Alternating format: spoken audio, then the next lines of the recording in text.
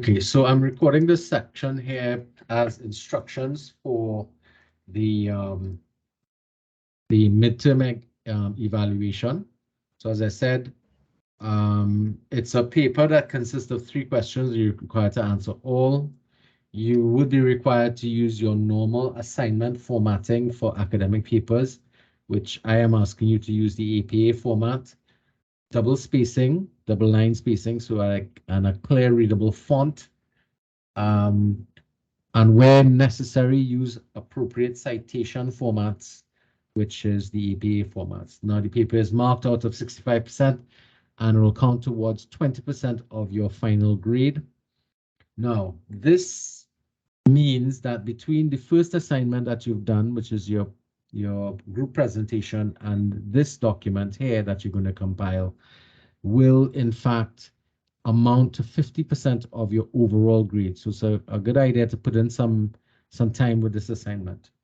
When you are naming your file to upload into the eClassroom portal, I would need you to name it by using your name, followed by the name of the assignment, mid-semester assignment, followed by the CRN number for your class. Your class is 19283, and the other information would be your name. That way I can assign you, I can save easily your documents into your private files in terms of my file keeping. That just makes it easier for file keeping for me. So please remember to do those things.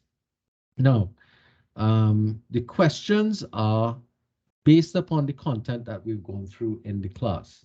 So question 1, for example, is to list the 5 stages of group development and briefly describe your experiences with each stage of group development. So it's a 2-part thing. Listing would give you a few marks, not much.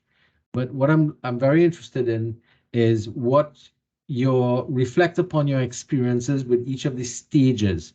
Now, if you've never done, if you didn't do group development before, and this is the first time you're coming across, you're going to need to spend some time and reflect upon your previous group exercises and see whether or not, well, not whether or not, but whether or not you can identify the forming, norming, storming, performing, and adjourning stages in the activities that you found yourself getting involved with. Because what the question is asking you really to do is to reflect upon your private experiences or your personal experiences with groups and kind of work out something with it. Now, part B of that for 5 marks is outline what you have done in the past to deal with group issues and conflict.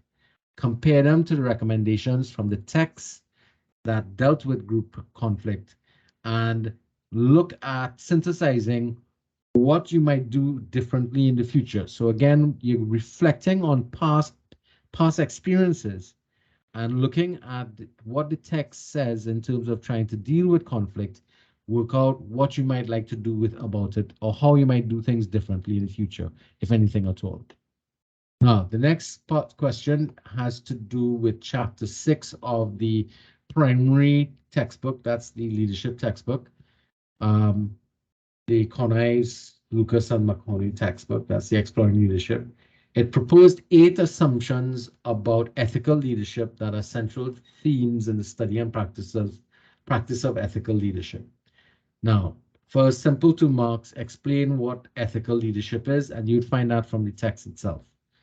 Reflect on any 3 of the assumptions and give your thoughts as to their relevance to your concept of leadership in today's world.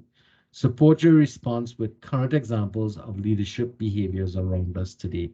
So again, this is reflection, not primarily on your personal.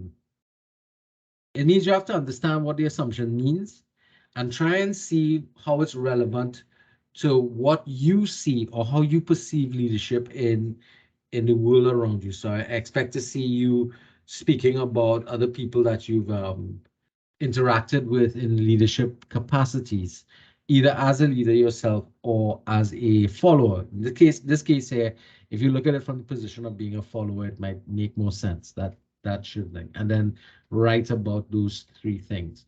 So again, this is more reflection on your part about things. And this part of the question here is for the majority of marks. For 40 marks, you're going to be dealing with this particular element.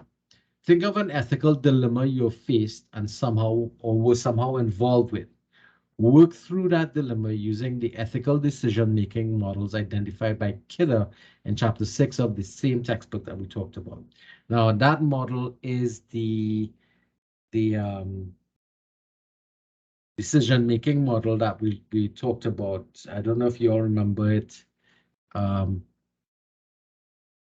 So you'd have to start off by now to answer this question. I've put this kind of guiding rubric moving you through.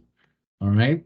So what is an ethical dilemma? So again, from the textbook, you should remember that a dilemma or ethical dilemma is one that pits two ethical values against each other in some sort of action that you have to take or decision that you have to take.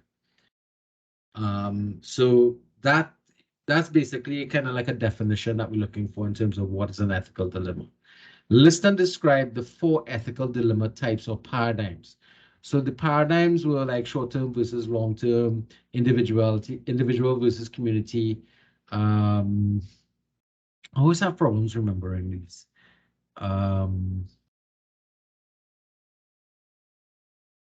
The group that did this chapter, you all remember them? Short-term, long-term versus long-term, individual versus community. Can you remember the other two? There are 4 dilemmas. So you have to describe them. All right.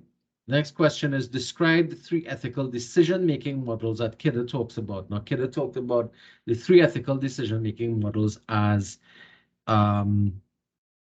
ends-based thinking, rules-based thinking, and care-based thinking, where you put, those are the ways in which you go about making a decision is utilizing either one or a combination of these to make your decision in relation to how you responded to your dilemma. All right. Identify and adequately describe your dilemma. So this is about reflection. You're looking backwards in retrograde at something that happened in the past, and you're going to be evaluating how you responded to it. So of course, you need to identify and describe your personal dilemma to begin with. Look at how you went about resolving it and analyze the way in which you handled that dilemma in the context of this Kidder model that we're looking at above. Now, based upon your knowledge now of the Kidder, the next question is asking you, would you change the decision that you made in the light of information that you have now about ethical dilemmas and how they work? And if so, why so? And if not, why not? All right. So in essence, if you decide to change, you have to explain why. If you don't change, you also have to explain why. And then there are a couple marks here now for citation and references, the 2 marks if necessary. And I'm looking at 10 marks for your organization of your paper and use of language in terms of how you put the paper together and write up your response. All of this for 40 marks. All right, anybody has any questions? And that's the end of it. So again, you'd realize that these questions are all reflection-based, but they're based on very specific aspects of the course. And the reason why we focused on ethical dilemmas is because so much of this model sits upon the concept of ethical decision-making. That makes sense? And the ethics of leadership. Because of the kind of gaps we see in the leadership around us, especially when it comes to ethical leadership. All right. Are there any questions about this at this point in time? So this not due next week, right? No. No. So when you go here to Yeah, class, I forgot that the whole listing is there. Sorry, my bad. all right. So if you go here to the e-classroom and you click on mid-semester, you'll see the document is there for you to download. All right. So if we want to remember the scheduling for this is the midterm semester activity goes on till the 27th of November. So I would hopefully that you get it in by that time. We would need to be meeting, however, during the period that you're working on this to start putting things together for our final exercise, which is our debate exercise. All right. So I'll give you next week off. So we wouldn't have a class next week. That means I'm giving you the 22nd off. But on the 29th, we will get back together and start putting things in place for debate exercise. And I want to check in with you all and see how you're going with your self-analysis and, you know, kind of thinking about your leadership action plan kind of stuff, because the leadership action plan really is kind of more of a concluding reflection. The self-analysis is something that's ongoing. Any other questions people have about the midterm exercise? You all think you grasp that concept well? I think so, as of now. All right.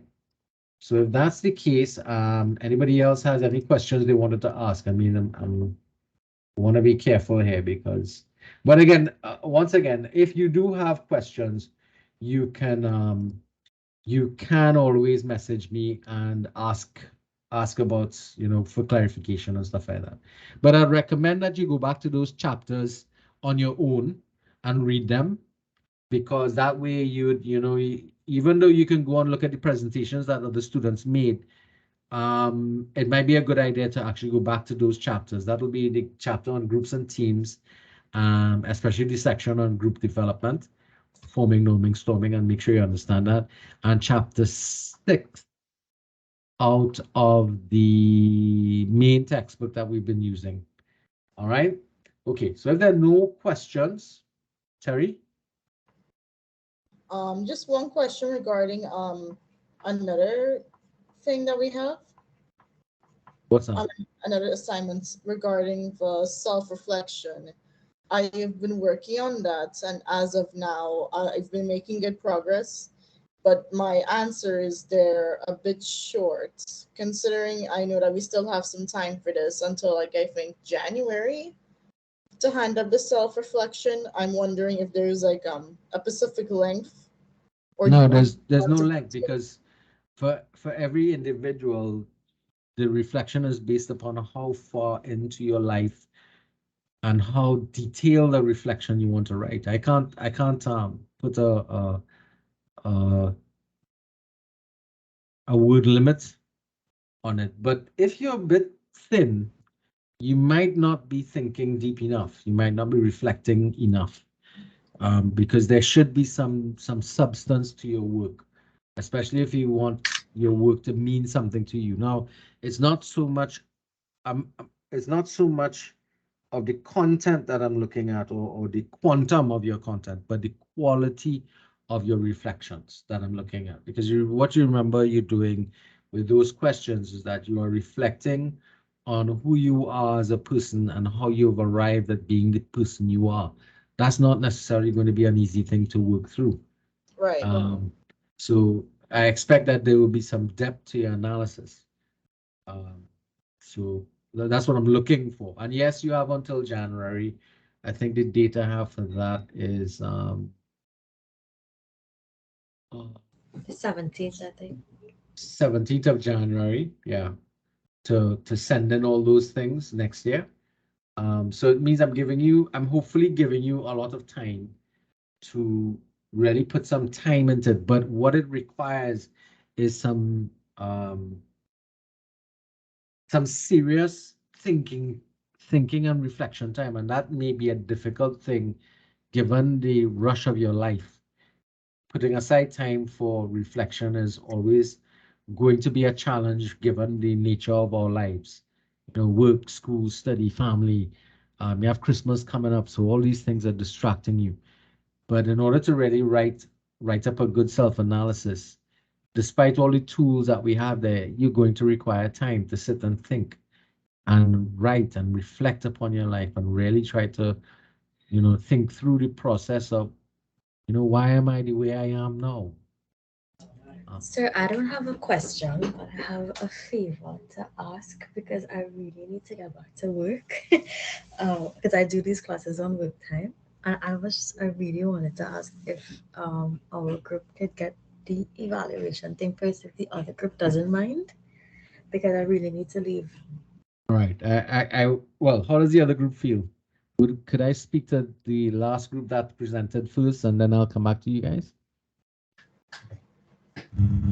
I'm okay with it. All right, good. I appreciate your concern. Your concern for the other group. All right. So let me stop the recording now before we start speaking about things we shouldn't. I'll put this recording up on the e-classroom in the section where I have my presentations and call it midterm instructions. All right. Okay.